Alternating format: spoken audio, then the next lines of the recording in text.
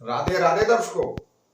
आज बात करेंगे सूर्य के राशि परिवर्तन तुला राशि में होने जा रहा है 17 अक्टूबर 2022 को और यह रहेगा 16 नवंबर 2022 तक। सूर्य नीच अवस्था में जा रहे हैं। तुला राशि में इनकी नीच राशि होती है। केतु के साथ राहु के दृष्टि प्रभाव में ग्रहण दोष का प्रभाव रहने वाला है। ऊपर से शनि की भी दृष्टि प्रभाव है। सूर्य आत्मा के कारक है, पिता के कारक है, सरकारी कार्य के कारक है। वहीं पर उच्च पद सूर्य दिलाते हैं, सफलता दिलाते हैं, मान सम्मान सूर्य के कारण ही व्यक्ति को प्राप्त होता है। ऐसे में सूर्य का नीच होना, ग्रहण दोष के प्रभाव और शनि के दृष्टि प्रभाव से गोचर की स्थिति प्राय ज्यादा उत्तम नहीं दिखाई दे रही। हालांकि सूर्य जब शुक्र के साथ में आ जाएंगे, यानी 17 को सूर्य कर रहे और 18 को शुक्र, तो नीच भंग राजयोग की स्थिति तो जरूर प्रदान कर रहे हैं। लेकिन सूर्य की अंश वाइज, डिग्री वाइज स्थिति कमजोर रहेगी 10 दिन तक, जहां पर सूर्य के विशेष अच्छे प्रभाव नजर नहीं आएंगे। यहाँ पर सावधानी रखने की बेहद आवश्यकता है, क्योंकि सूर्य जब कुंडली में खराब होता है, मान सम्मान में कमी, अपयश का कारण होना, कंफ्यूजन माइंड, डिसीजन का खराब होना और आपके स्वभाव में अहंकार और क्रोध का बढ़ जाना, और सूर्य से संबंधित बीपी, सरदर्द की शिकायत, हड्डियों की और आंखों की समस्या, हृदय की समस्या विशेष तौर प्राय व्यक्ति को जीवन में परेशान करती है। तो यह सूर्य से बनने वाले गोचर में स्थिति पहले जान लेते हैं, थोड़ा सा विचार करते हैं। सूर्य पर राहु की दृष्टि प्रभाव के कारण कार्यों में विघ्न बाधाएं दिखाई दे रही हैं। आपके कार्य क्षेत्र में या आपके करे हुए किसी भी कार्य में समस्याओं का सामना करना पड़ेगा। शनि की दृष्टि प्रभाव से पिता के संबंधों में स्थिति का खराब होना या पिता से दूरी या तनाव की स्थिति को प्राय दिखाते हैं। वहीं पर आपके असफलताओं को भी दिखाता है। आप यश का सामना कर सकते हैं, इस बात की भी सावधानी इस गोचर में प्राय सभी राशियों को रखने की आवश्यकता है। अब बात करते हैं मेष से लेकर मीन राशि तक कैसा रहेगा सूर्य के यह गोचर प्रभाव। आखिर में सभी राशियों के उपाय बताए जाएंगे। प्राय इस गोचर में उन उपाय को करने से आपको काफी राहत मिलती आई है। आप करेंगे उनका पालन तो आप निश्चित तौर पर गोचर के प्रभाव को समझ पाएंगे और अच्छे से निकाल भी पाएंगे। इस राशि को देखने के लिए आपको अपनी चंद्र राशि के आधार पर सूर्य के गोचर प्रभाव को जानना है। पहली राशि मेष के लिए सप्तम भाव में सूर्य का गोचर है। नीच भंग की अवस्था तो है, लेकिन मालवीय राजयोग इनको प्राप्त हो जाएगा 18 तारीख से। लेकिन सूर्य के प्रभाव में कहीं ना कहीं दाम्पत्य जीवन में तालमेल का खराब होना, कलह का वातावरण होना, पार्टनरशिप में विवाद की स्थिति को दर्शाता है। आप में अहंकार और क्रोध का बढ़ जाना, सूर्य से संबंधित स्वास्थ्य की कमी का भी आना नजर आता है, जैसे सिरदर्द की शिकायत होना, पेट में पित्त की मात्रा बढ़ जाना, ऐसी स्थिति नजर आती है। यानी अहंकार और वाणी पर आप संयम रखें,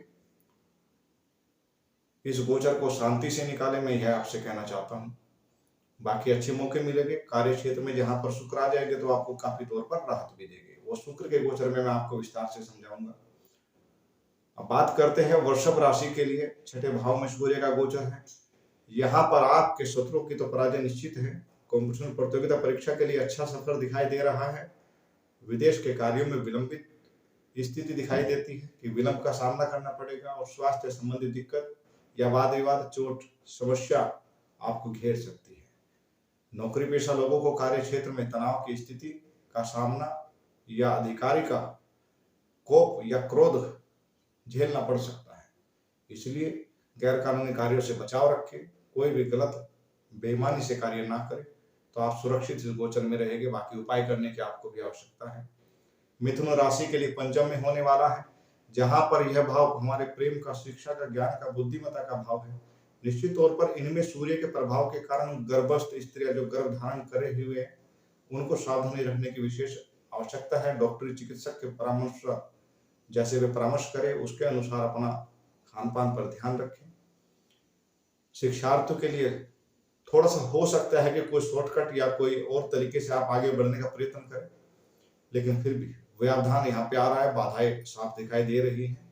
प्रेम संबंध में गलतफहमी के कारण हो सकता है कि प्रेम संबंध में भी तालमेल और वैवाहिक जीवन में भी गड़बड़ी दिखाई दे। संतान को लेकर के चिंता, विवाद की स्थिति बनती हुई नजर आ रही है।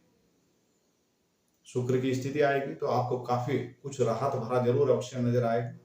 फिलहाल सूर्य की स्थिति आपके लिए अच्छी नहीं दिखाई दे रही।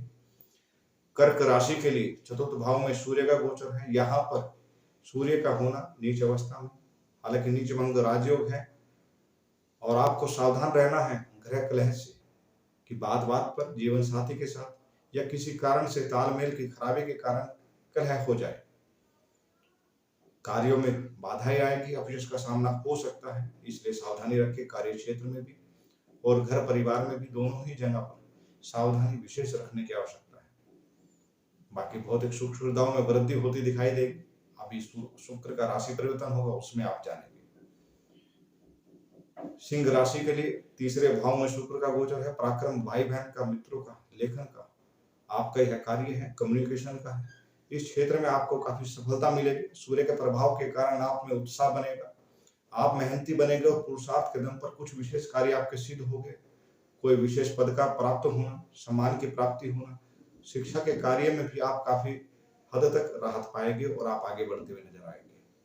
यानी यहाँ पर सूर्य आपके लिए काफी अच्छा है, लेकिन भाई बहनों के साथ में, छोटे भाई बहनों के साथ में संबंधों को लेकर के या उनके कारण चिंता का कारण बन सकता है। पिता के स्वास्थ्य का ध्यान रखने की आवश्यकता है। अगली राशि कन्या के लिए द्वितीय भाव में सूर्य का गोचर है। यहाँ पर परिवार कुटुंब के साथ में विवाद की स्थिति, वाणी में खराब की स्थिति कारण बन सकती है। स्वभाव खराब आपका कारण बन सकता है, इसलिए स्वभाव और वाणी दोनों पर ही संयम बना के रखें।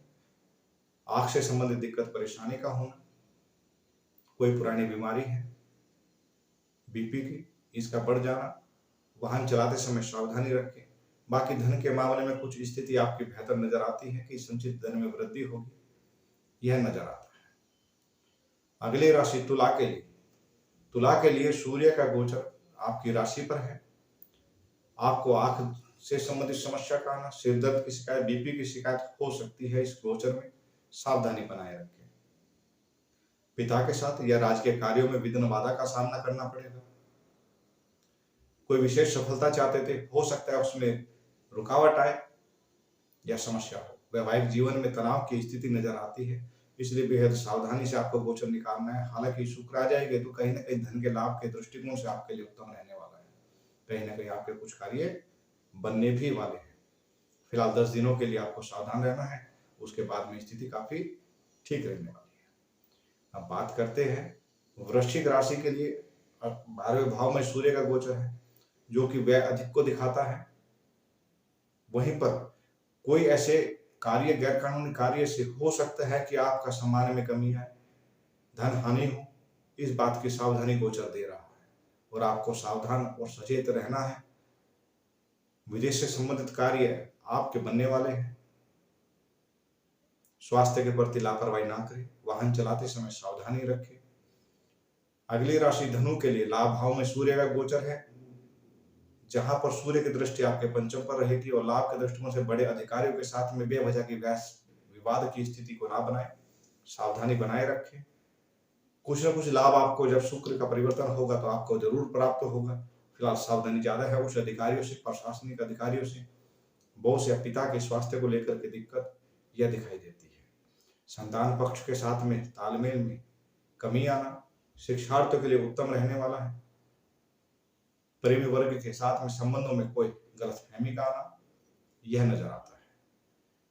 तो सूर्य के प्रभाव को अपने स्वभाव के अनुसार ठीक रखें, क्रोध ना करें और वाणी पर भी संयम रखें। अगली राशि मकर के लिए सूर्य का गोचर आपके राजकीय कार्यों में काफी हद तक आपको सफलता देगा। व्यापारियों के लिए उत्तम स्थिति को दे रहा है। भूमि जमीन प्रॉपर्टी संबंधित कार्यों में आपके तेजी आएगी, यहाँ से आपको सफलता प्राप्त होगी।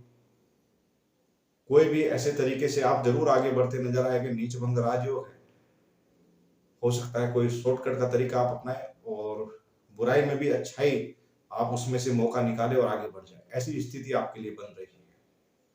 यानी अच्छी स्थिति है, फिर भी पिता के स्वास्थ्य और माता स्वास्थ्य संबंधी दिक्कत हो सकती है, इसलिए ध्यान रखने की आवश्यकता है। बेवजह का विवाद ना करें। कार्य क्षेत्र में अपने अधिकार अपने ही पास रख के दूसरे पर अधिकार जमाने की आदत अगर है, इसमें विशेष तौर पर मैं कहूंगा कि सुधार करें। शुक्र का परिवर्तन होगा, यहाँ पर विपरीत का सम्मान आपको करना चाहिए कार्य क्षेत्र पर, यह मैं आपसे कहना चाहता हूँ। अगली राशि कुंभ के लिए भाग्य भाव में सूर्य का गोचर है। संतान पक्ष को लेकर के चिंता, वैवाहिक जीवन में समस्या का सामना करना पड़ेगा, यह दिखाई देता है। वहीं पर पराक्रम में वृद्धि होगी, काफी हद तक आपको भी कुछ न कुछ राहत धन के योग नजर आते हैं कि धन के आर्थिक दृष्टिकोण से ठीक है। पिता के साथ मतभेद यह स्थिति पिता के स्वास्थ्य और आपके भी स्वास्थ्य में चली आ रही कोई दिक्कत बन सकती है, इसलिए सावधानी रखें। अगली राशि मीन के लिए अष्टम में सूर्य का गोचर है, जो कि ज्यादा उत्तम नहीं है। संघर्ष भरा रहेगा, कार्यों में विघ्न बाधाओं का सामना करना पड़ेगा। स्वास्थ्य संबंधित दिक्कत या वाहन चलाते समय चोट फैट की सावधानी से बचाव आपको खुद करना है, इस बात का ध्यान रखें। 1 महीने का गोचर है तो सावधानी थोड़ी ज्यादा है। हालांकि रिसर्च फील्ड के विद्यार्थियों के लिए, मीन राशि वालों के लिए, इनके लिए अच्छा रहने वाला है।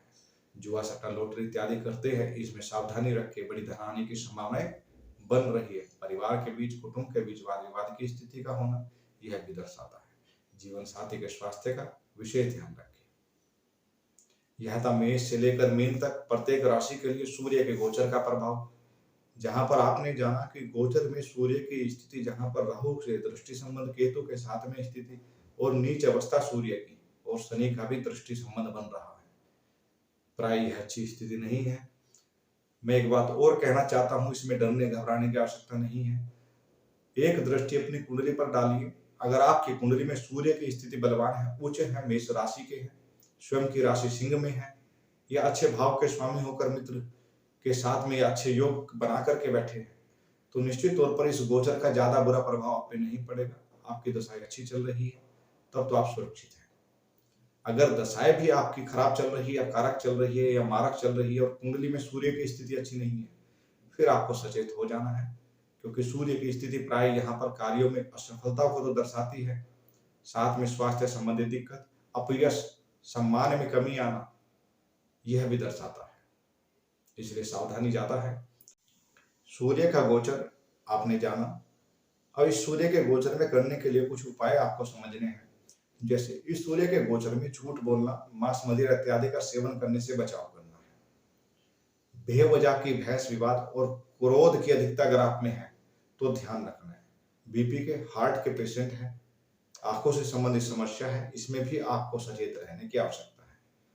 कोई भी गैर कानूनी कार्य आपको अपयश का सामना करा सकता है, यह मैं आपसे कहना चाहता हूं। अब उपाय के तौर पर आप समझिए कि सूर्य के इस गोचर में सूर्योदय के समय उससे पहले उठना आपको लिए ज्यादा अच्छा रहेगा।